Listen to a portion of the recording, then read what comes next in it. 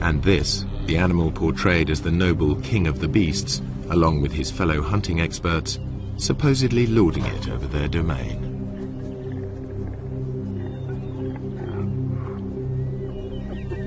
While the laughing hyena normally gets a bad press as a sneaky scavenger, an ugly coward.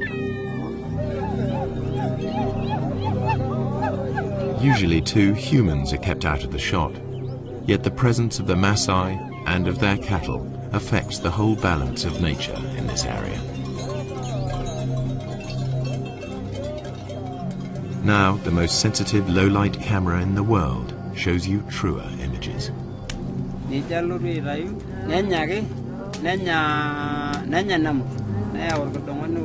While the Maasai enjoy the warmth of their hut, outside the electronic eye at last turns night into day.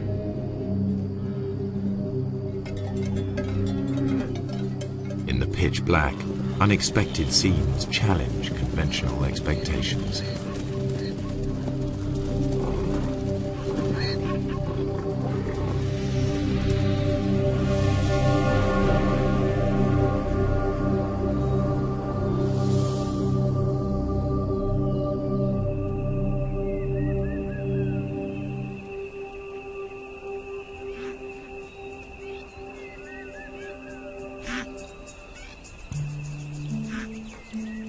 The Serengeti is a complex system of natural relationships, home to 500,000 Thompson's gazelle, 250,000 zebra, and more than 1 million wildebeest.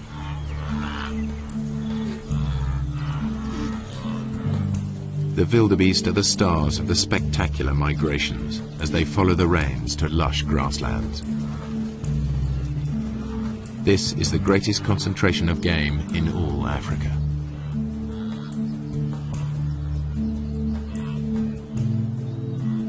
Their numbers attract the top predators, 3,000 lions in numerous prides. But by day, contrary to what most films show, the big cats are not a serious threat to the herds. Good eyesight and safety in numbers protect the wildebeest. This lion certainly acts like a natural killer. By contrast, the hyenas are just hanging about.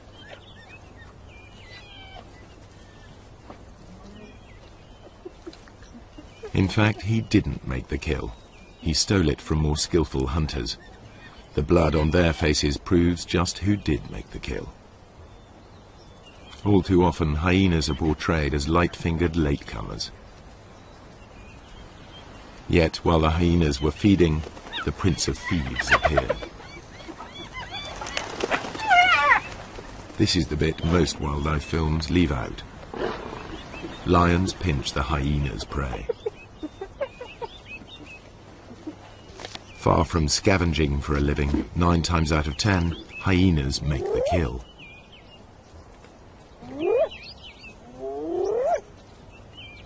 At first sight, the lion and the hyena are locked in a struggle for the same prey. How can the hyenas make a living here at all? Until now, the only images come from filming by day. But lions and hyenas hunt most of their food in the dark. The balance of power is about to shift for everyone here.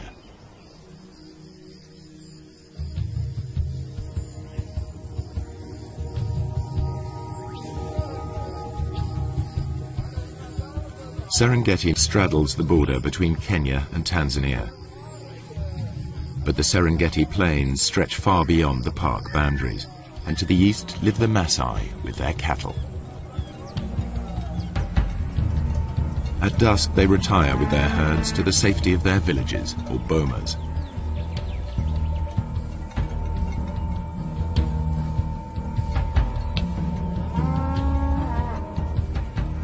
A wall of thorns keeps thieves and attackers away from their cattle and huts. The Maasai rarely venture out at night, except in force.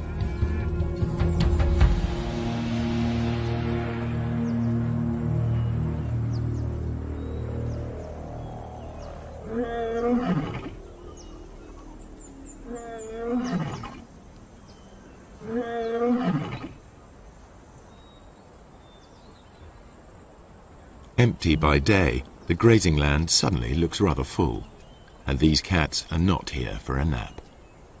This is the only camera capable of recording what now happens. Technology also allows researchers to make a call to the animals themselves.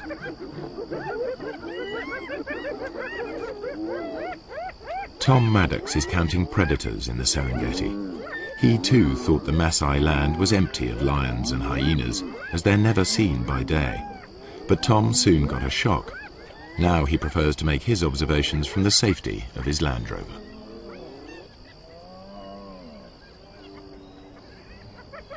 We use this technique that we call call-ins, and we basically have a tape of hyenas on a wildebeest kill. And when hyenas are on a kill, they make these whooping noises and these fighting noises. There's also a lion on the tape and it's fighting with the hyenas, and there's all this big commotion over this kill. And we play this tape on speakers on top of the car, and because lions and hyenas both rely on scavenging quite a lot in their diet, when they hear this tape, a lot of them will come in and they'll investigate it, thinking they're going to get a free meal. It was amazing where they come from. They just kind of melt out from the bushes in places you'd never have imagined a lion could have hidden, often quite close to where I was doing the call-in. And then it was equally amazing once the call-in's over, once they decide to go back under cover, usually about the time that the Maasai are starting to come out of the bomas around 7 o'clock. Again, the lions will melt straight back into the bushes. 1 minute the line's there, the next minute it's gone completely, and I know it must be sitting there somewhere, and they're so hard to find again.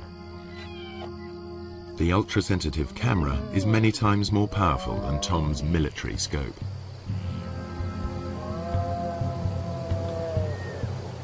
Inside the Serengeti you can drive around and you can see hyenas and lions. They're very obvious throughout the day.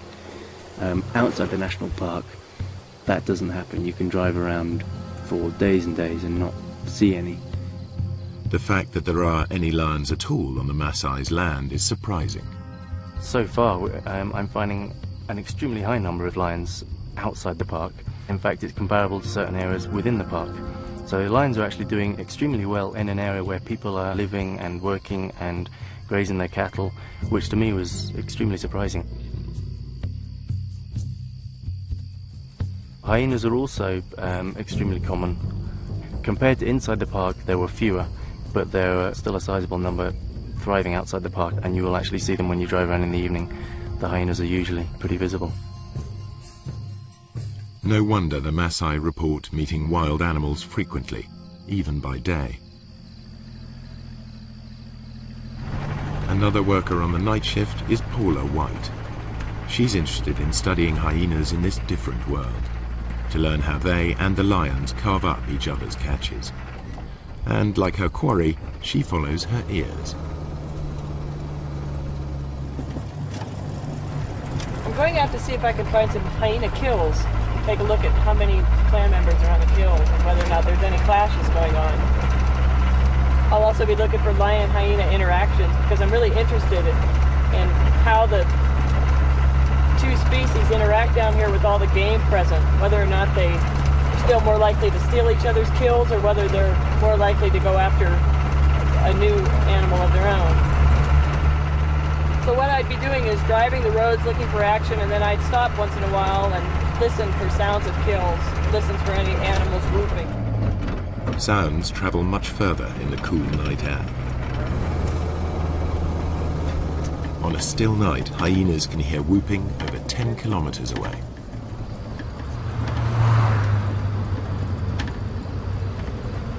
I think lions too are attracted to that sound and a number of other groans and squeals that usually accompany a hyena kill. It's a really exciting scene.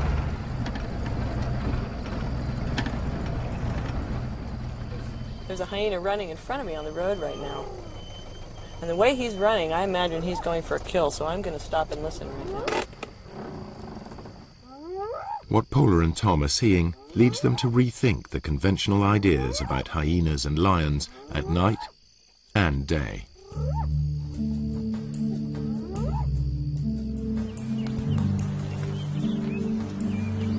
The Serengeti's two top predators both hunt zebra, wildebeest and gazelle. It's a mystery how they survive when they appear to compete for the same prey. Usually in nature, two competitors can't share the same food supply. There simply isn't enough for them both. Yet they both thrive, and although lions and hyenas share the same diet, the two animals are very different. The one thing they have in common is that their societies revolve around the females. Among cats, lions are unique in the way they live together. Most cats are solitary. Lions form small groups, prides. At the heart of each pride are relations, sisters, cousins, and aunts. Strange lionesses and their cubs will be attacked.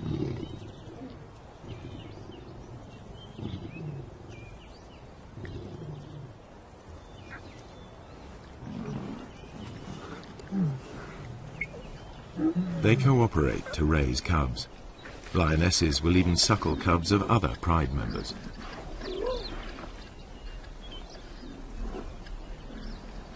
In a lion pride, any female leader will have earned her place, unlike hyenas where leadership is largely inherited.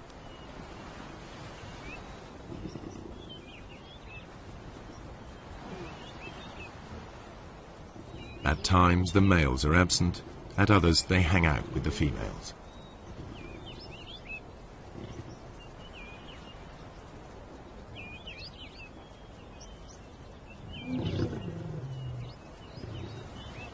At times they're peaceable, even tender. At others, aggressive to all.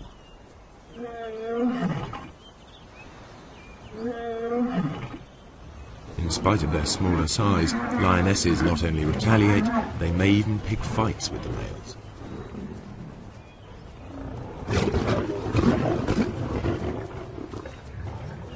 However, male lions are physically more powerful. In a test of strength over a kill, the female will come off worse.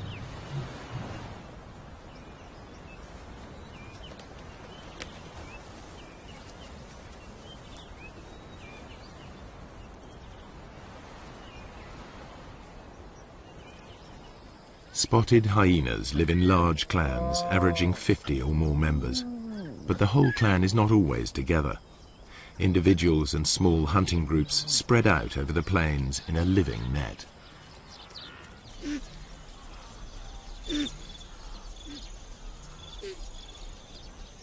In the Serengeti, hyenas usually make dens in abandoned burrows. Here the cubs are easily hidden from lions and other predators. Litters are small, only one or two.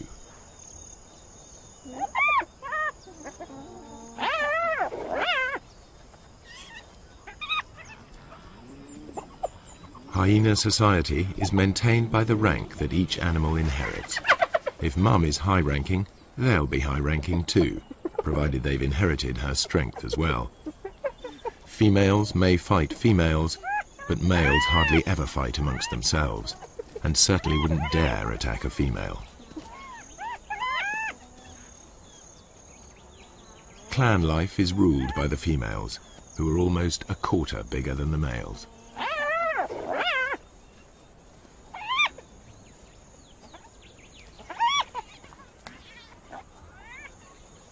The cubs fight in their first days of life, but once they know their place, they're far more likely to play together than to scrap.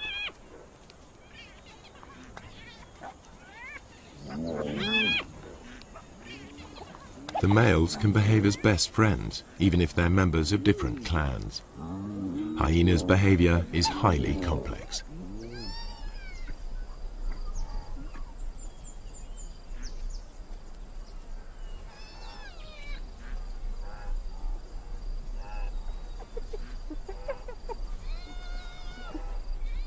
From weaning to fighting, much of what hyenas do still remains to be studied by scientists. Nonetheless, the most marked difference between hyenas and lions is in how they hunt. All animals built for the kill hunt in the same basic sequence. They begin by finding their victims. Next, they single out a target by scanning the herd. Later will come the approach, then the contact, finally the meal.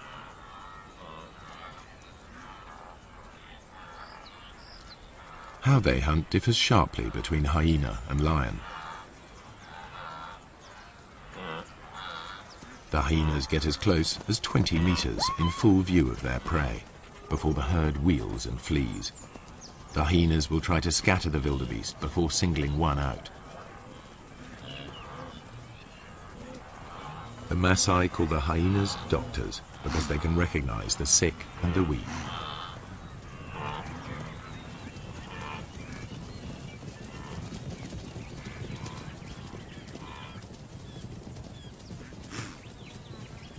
They run down their prey like wolves. Hyenas are endurance hunters. Chases can last up to 5 kilometers at full speed. Lions can't sustain this. They are sprinters. After the rainy season, much of the Serengeti National Park is a sea of long grass. The lions use it to mask their presence. They approach unseen by careful stalking or occasionally by lying in ambush.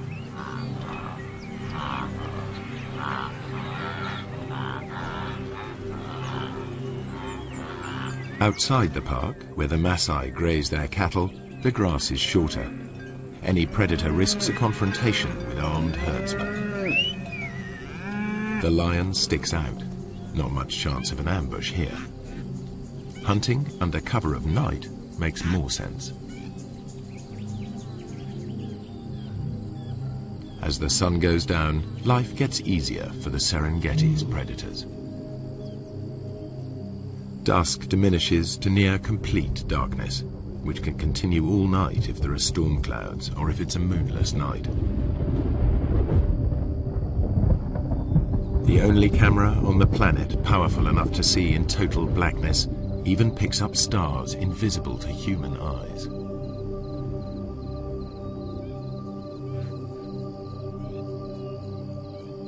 Suddenly, the landscape is illuminated as if by searchlight. Even so, humans can still only just pick out shapes. But to the grazing animals, it's as clear as day.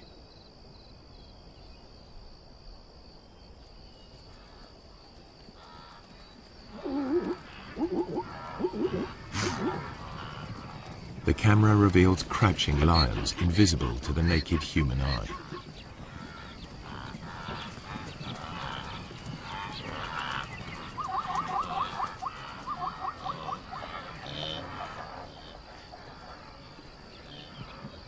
A night ambush could prove more successful. These two lionesses have detected a herd of wildebeest crossing a track.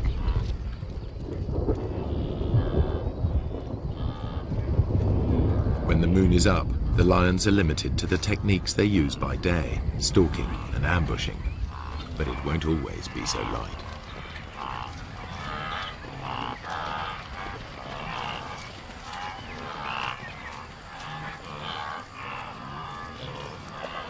The pair near the crossing point and squat down, well screened by vegetation. One crawls into position to jump a victim.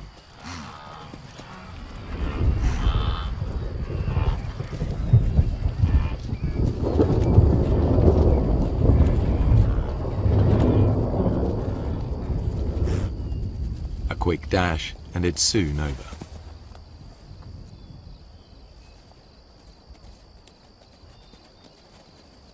Although these lionesses have been successful, the moonlit night is really the best time for hyenas to hunt.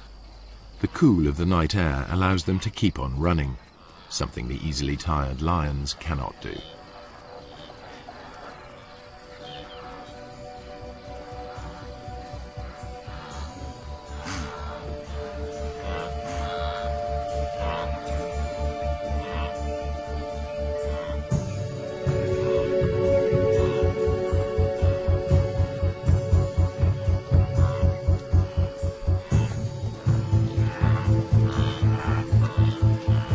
Hyenas' behavior at night is something scientists are increasingly able to observe for themselves. I think I can hear a kill off in the distance, so I'm going to go in that direction. It sounds like there's lions coming in as well.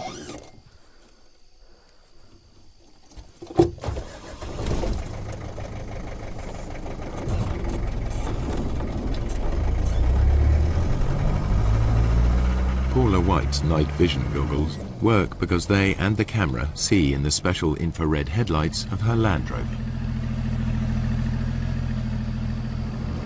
I think the ability to use this sort of invisible light to observe animals, nocturnal animals, in their natural environment is really quite a breakthrough for research. Certainly I didn't begin to see the full range of hyena behaviors until I started coming out at night and using this sort of special equipment.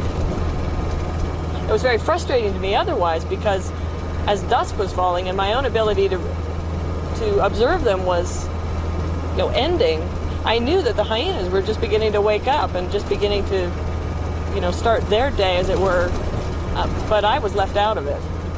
So now, as I'm able to follow them and observe them, I'm seeing things that I've never been able to see before.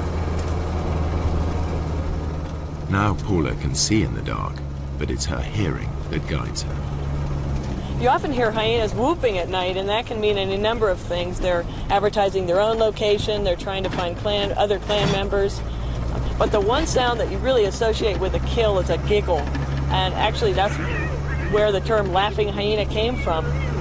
But that's the sound that I really associate with kills. And it's a thing that other hyenas and lions hone in on as well. So really, driving around like this at night, using this enhanced vision and listening for kills, I'm behaving very much like a hyena. And there's one right now. I can see it going through the grassland.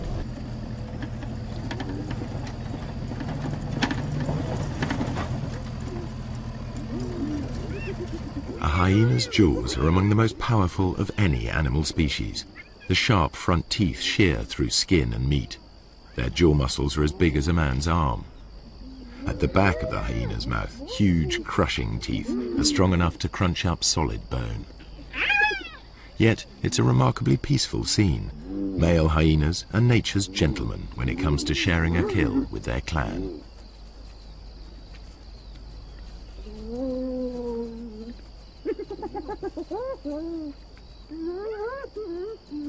Although the hyenas gulp down their meal, lions arrive in time to take the food from their mouths.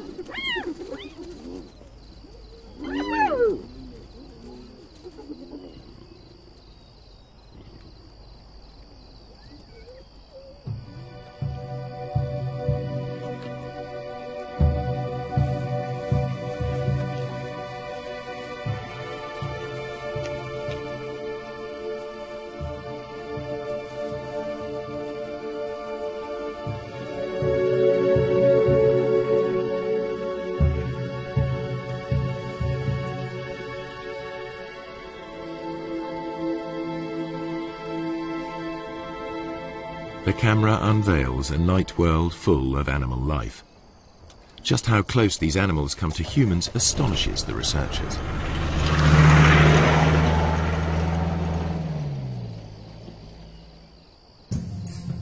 I found a cheetah quite late in the evening. Sometimes the male cheetahs will stay active quite a long time into the night, and so I was following him.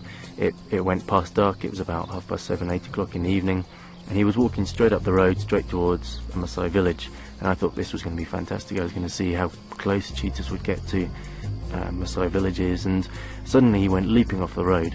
Onto the road stepped 4 lions. I then carried on following them instead, and they went almost within sight of the village. The village was just over the next hill.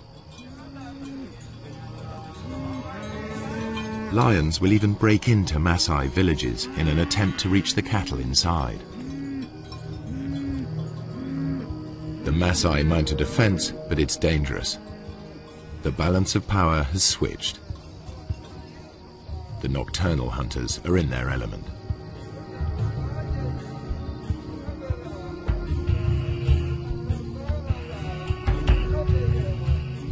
There are burglars about. The guard dog is aware of the hyena, but the Maasai will register its shape only dimly.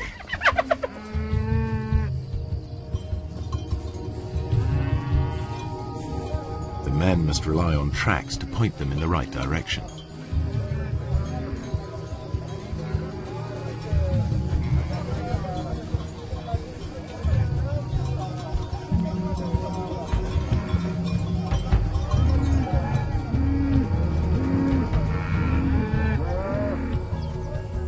During the attack, a cow was killed and dragged off.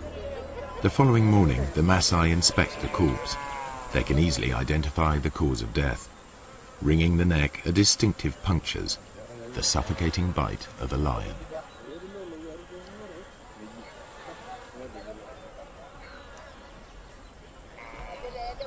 The culprit also mauled a warrior.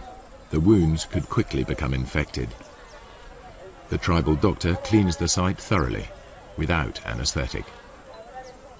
The Maasai prize suffering without complaint above all.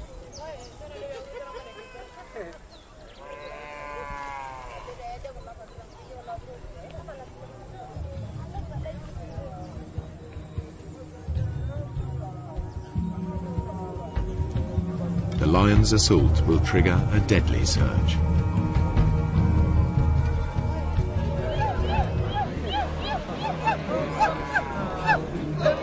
Maasai warriors respond to the alarm. The young unmarried men gather. This is what they've been training for years.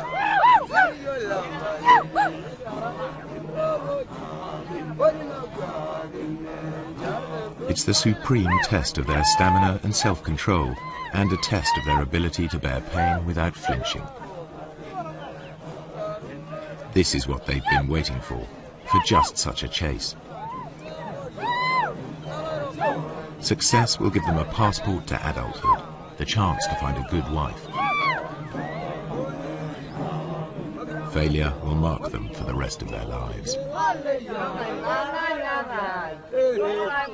But before they can take part, they need to demonstrate their fitness. The elders will decide who will and won't go.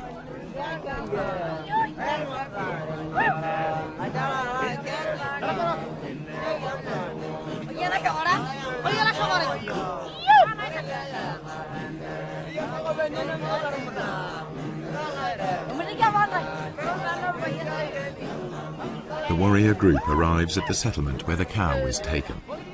Each warrior wields a long-bladed spear. They are also armed with short double-edged swords and lethal clubs. They're all experts in the use of these weapons, against animals as well as people.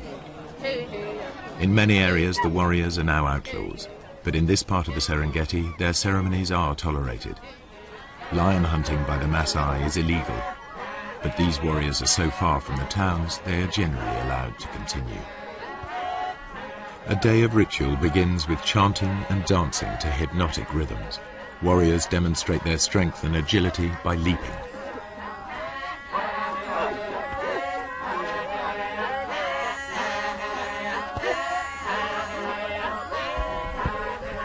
Fueled by intoxicating herbal drinks, they dance into the night.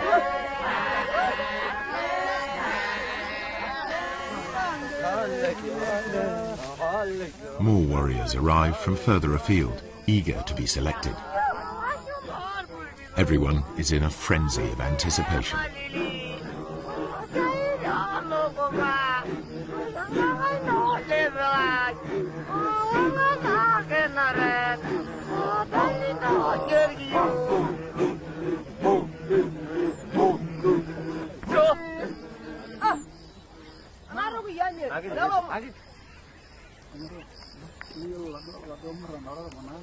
Ole Lembikas, a village elder, addresses the warriors.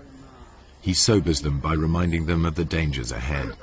He tells them to work together, to trust each other, and to return safely. Then he urges them to enjoy the party. It could be their last.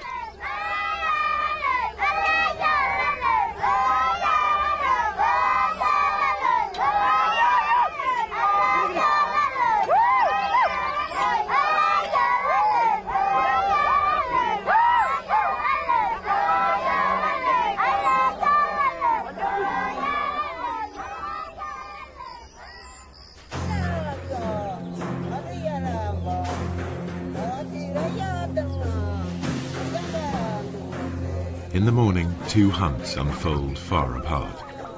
A lone lioness spies out a waterhole. Animal or human, hunters face mortal danger in the coming hours.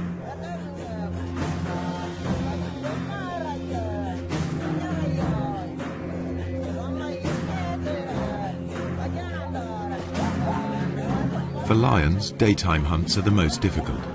For filmmakers, this is when it's easiest to film, so this is the image that's so often repeated. Prey unaware of the lioness hidden in the grass.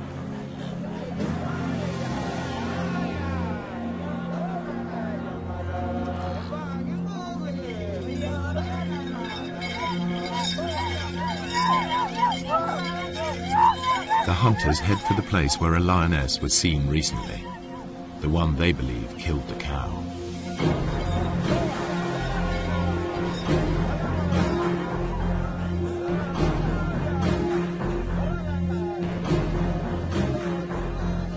The herds are busy drinking.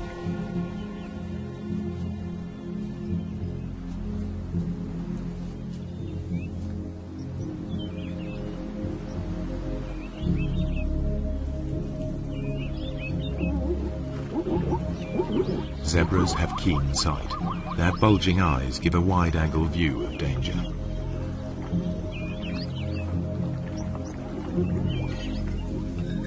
Lions hate and fear Maasai. The bells around the warriors' ankles make it clear to any lions they're coming.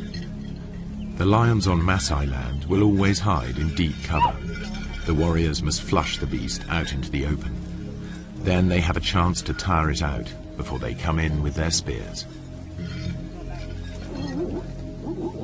The lioness edges closer.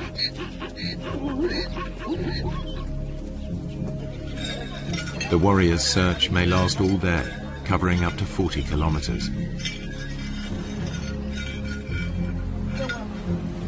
The lioness's prey is within 30 meters.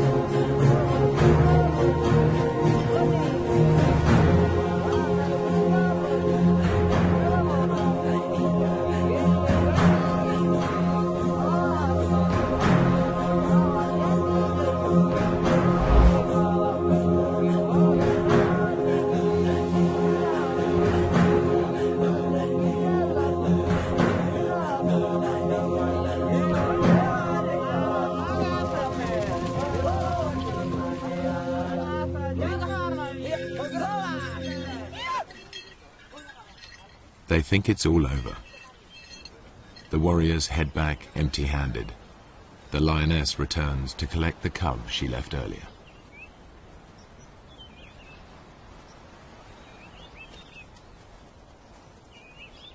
She hid it in long grass nearby, but the chaos of her hunt has attracted members of another pride. This is their patch, and they'll defend it. The mother calls to the youngster. Two other lionesses reach the cub first. They won't tolerate another female's offspring. They'll eliminate it.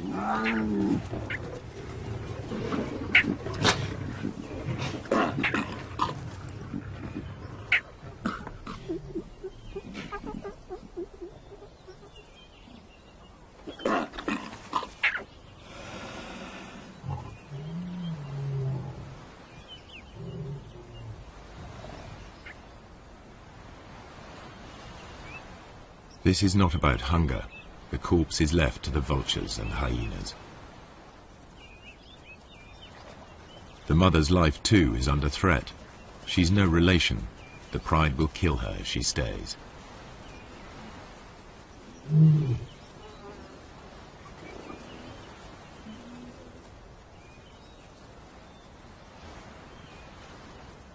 Outnumbered, without a territory of her own, she heads yet further away from the park. When lions roam, they are at risk, and so are their pursuers. What you're about to see has never been shown before. A tourist's camera videos the end of a hunt. A lion is cornered. There seems no way out.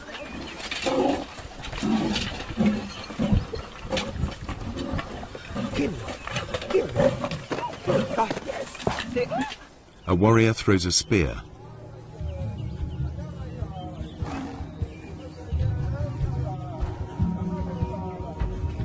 The tables are truly turned.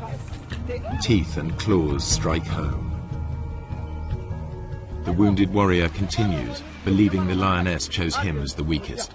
To overcome his shame, he needs to finish her off. But even warrior pride cannot prevent the injured man collapsing into shock.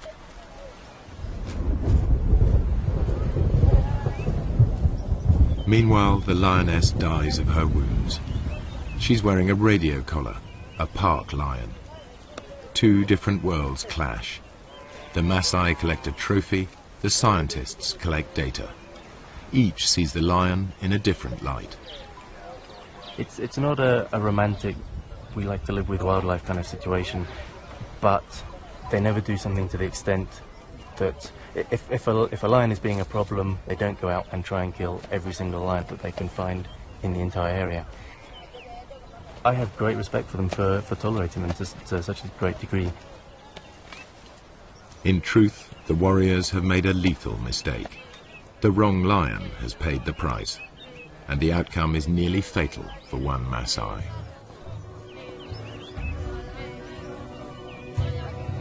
Were he to die on the spot, they would give him a warrior's rights and leave his bones to the night and the hyenas.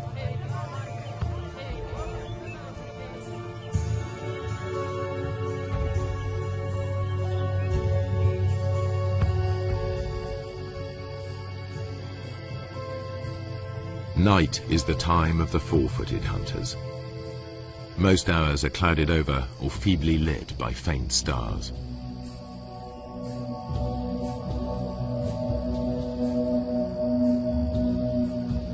On moonless nights, the Maasai only leave the safety of their bomas in groups.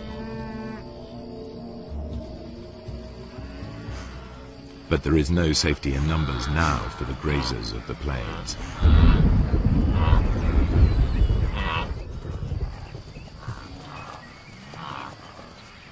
The darkest hours of the night see restless action.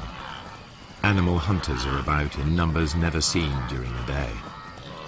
Spooked, the herds of wildebeest, zebra and gazelle burst into panicky runs.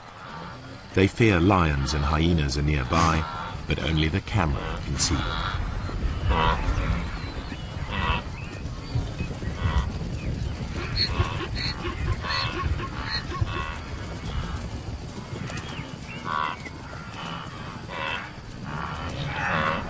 Not only the zebra are uneasy, a clan of hyenas is also on edge. They've made a kill in another clan's territory. It isn't long before one of the owners claims his rights.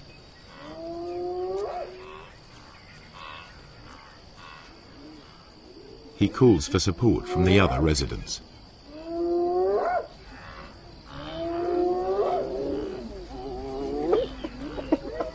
His clan bustles in to drive the invaders away. They bolt the meat while they can. Other threats may arrive to challenge them in turn. They remain watchful. This is truly fast food. The invaders will be back to recapture their meat. You can see this clearly in infrared light. But how do the animals see in these conditions? Like all the animals here, their eyes appear to glow. A mirror-like membrane doubles the available light. Then their brains enhance the images, filling in the gaps to see detail more clearly. The newcomers soon return in force. The prize seesaws between them until it's all gone. But with so little light, even their superb night vision is challenged. This is as close as you can get to seeing through their eyes. It gives an idea of how they can operate in this dark world.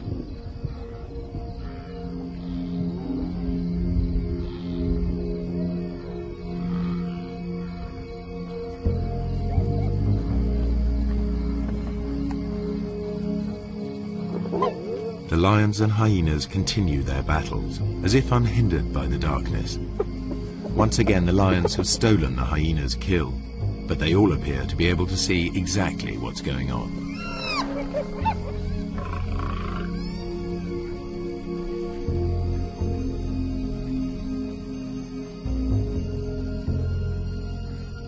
And when the lions go hunting, they do so just as they are. They wander off in the general direction of the sound of herds of animals.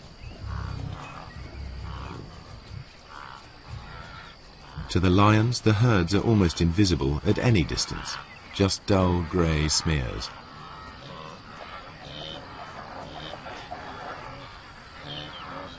But they can locate the grazers easily by sound and smell.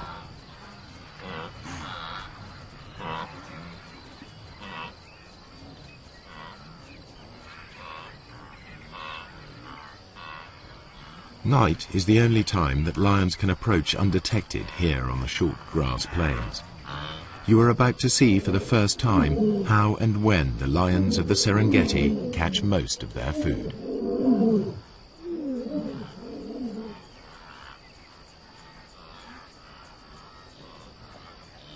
A Tommy dips his head to see whether or not he can see danger silhouetted against the sky.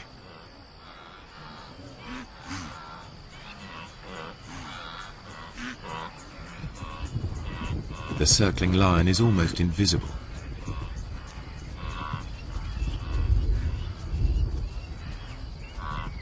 Bathed in infrared light, it stands out.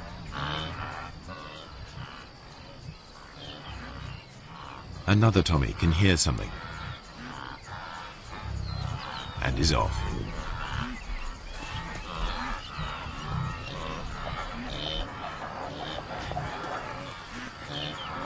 The lion's game plan is always the same. Get close to the herds, then spread out. They don't need to make any effort to hide themselves. Only their footfalls give them away. And, because they're unseen, lions are no longer at a disadvantage as they approach their quarry.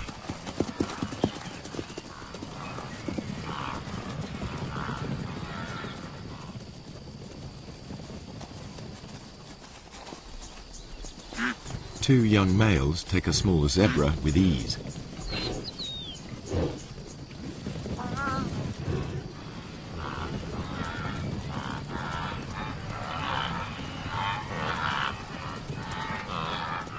A lioness gives chase. A high kick lets her quarry escape.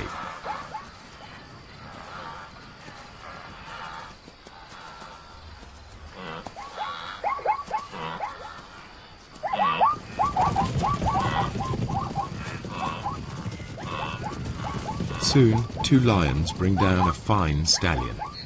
Saber-sharp teeth and meat-hook claws bury themselves into 300 kilos of struggle.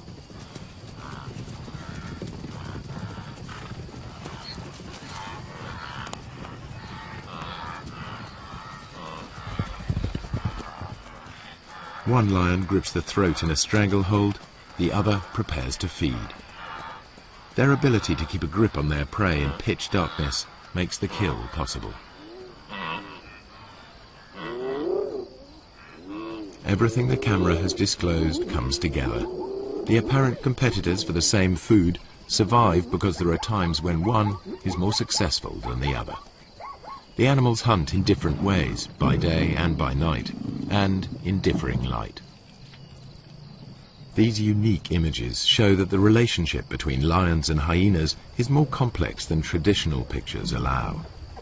The lions steal kills, and the so-called cowardly hyenas are often merely out to reclaim their prey.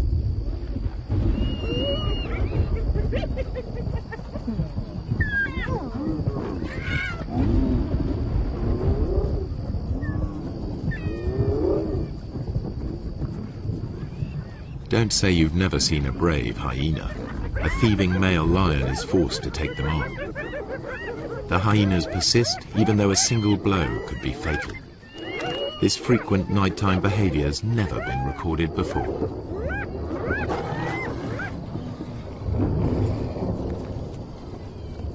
There's much more going on in the dark than people have realized, and there must be many more secrets still to be revealed.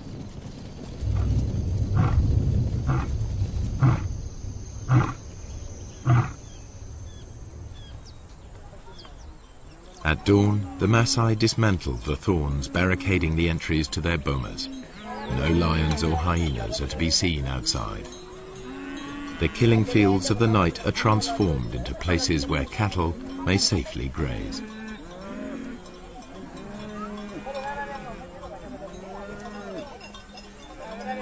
By day, everything is in the Maasai's favor.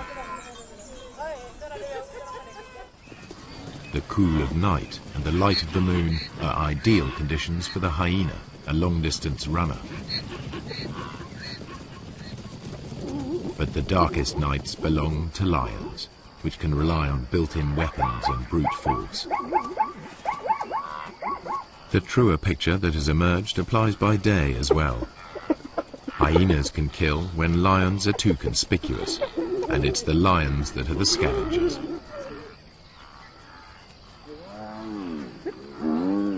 In the end, they don't so much compete as coexist, hunting in different ways and at different times. In the centuries that the Maasai have dwelt on the plains, they too have found a way of treading lightly on the land. Now, droughts and overpopulation bring challenges to their old ways.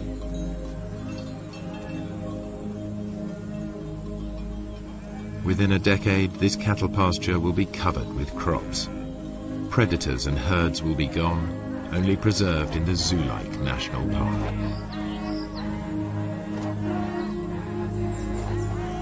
The warriors will step back into history, their culture bartered for bit parts in conservation and tourism. If the Maasai have a vital lesson to teach, it is that lions give meaning and purpose to their lives, worthy adversaries for warriors.